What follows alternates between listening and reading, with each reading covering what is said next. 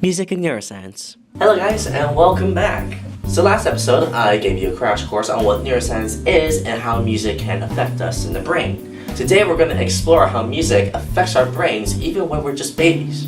Now here's a little experiment you could try on your baby brother or sister. I'll explain later, just trust me. And everyone in your family could join in too. Have them listen to 3 types of sound. A single tone, people talking, and music, of course, and see how they would react to them.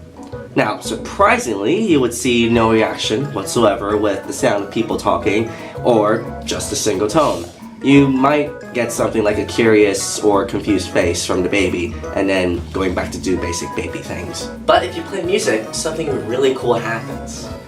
Babies can bounce to the beat, and more bouncier the beat, the more they dance.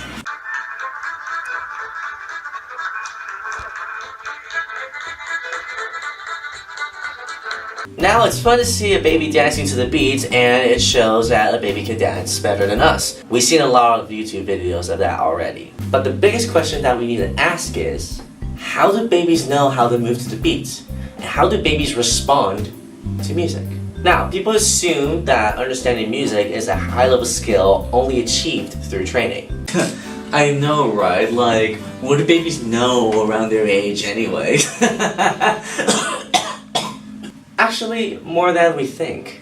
In fact, around 3 or 4 months old, they are able to recognize your parents' voice from a stranger's. They are also able to copy your facial expressions.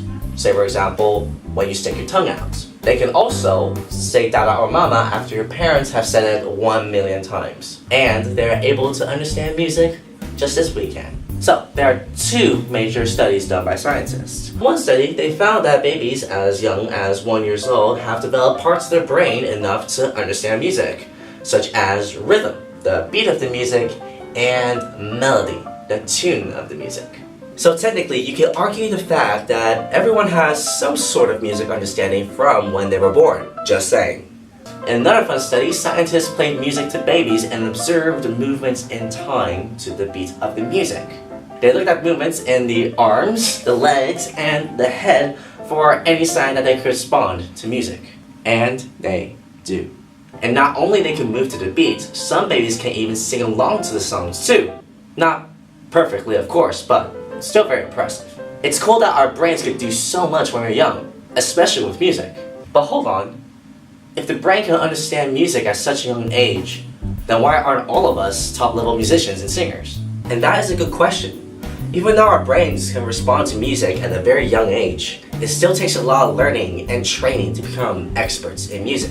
For example, I started playing the violin since I was 4, and from the start, I sucked. But as I got older, I learned to play multiple instruments, dance to music, and sing with the music too.